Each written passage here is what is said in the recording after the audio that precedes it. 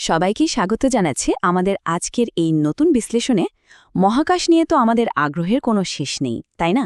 কিন্তু আমাদের একদম পায়ের নিচে এই পৃথিবীর গভীরে আসলে কি লুকিয়ে আছে সেটা নিয়ে কিন্তু খুব একটা কথা হয় না।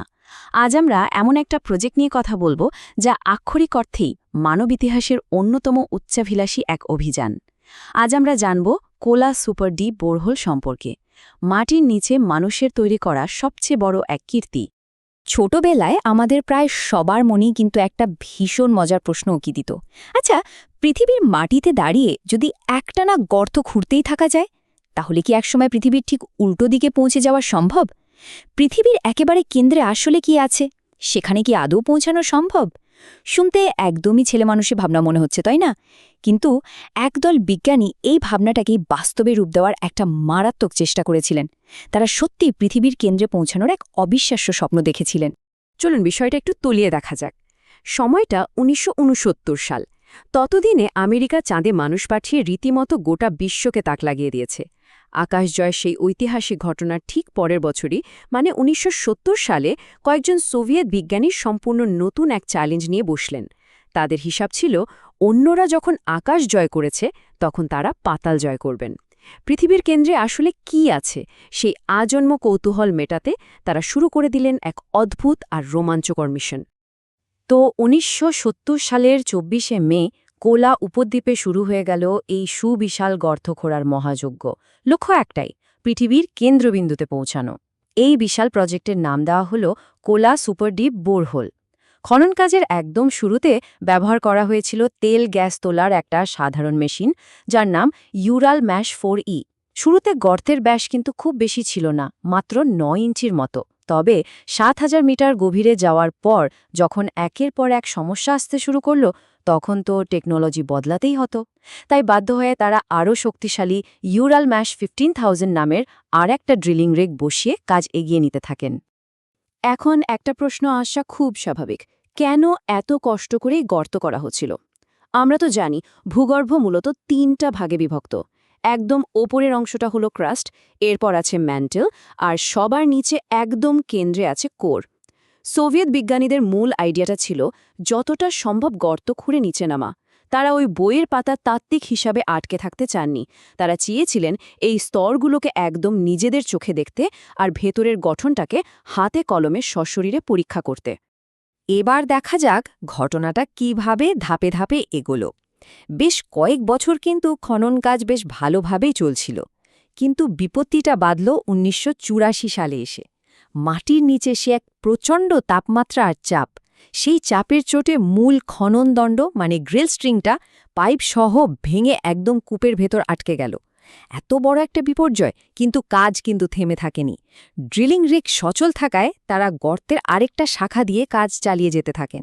আর এই অধ্যবসায়ের ফলটা কি হলো? ১৯৮৯ সাল পর্যন্ত তারা ১২,২৬২ মিটার পর্যন্ত খুঁড়তে পেরেছিলেন। ভাবা যায়?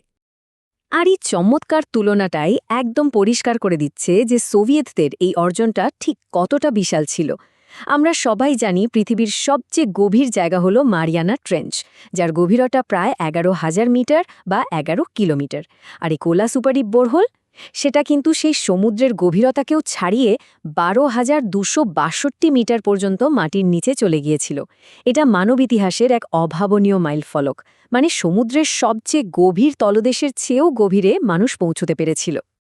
তবে ১২ কিলোমিটারের এই মাইল ফলক পার হওয়ার পরেই শুরু হলো আসল সমস্যা।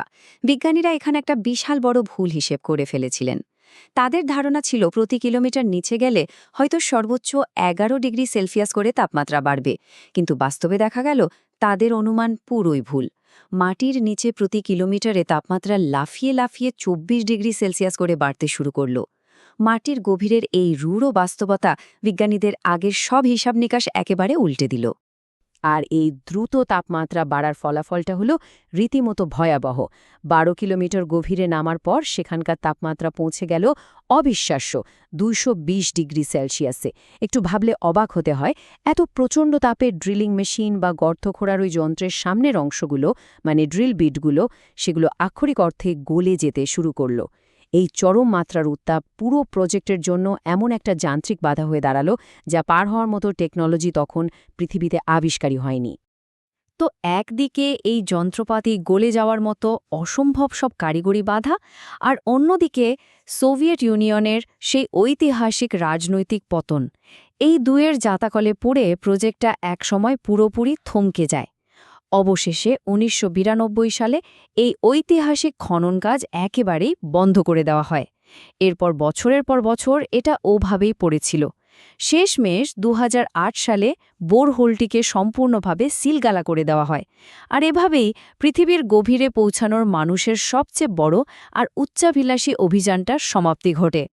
এখন এখানকার সবচেয়ে চমকপ্রদ বিষয়টা হলো এই প্রজেক্ট থেকে পাওয়া অভাবনীয় সব বৈজ্ঞানিক আবিষ্কার। হ্যাঁ, এত বড় একটা এক্সপেরিমেন্ট কিন্তু মোটেও জলে যায়নি।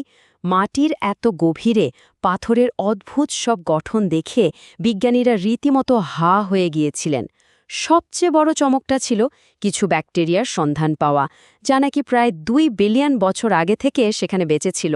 এত সাংঘাতিক তাপমাত্রা আর চাপে এরা কিভাবে বেঁচে ছিল সেটাও আজও একটা বিশাল রহস্য।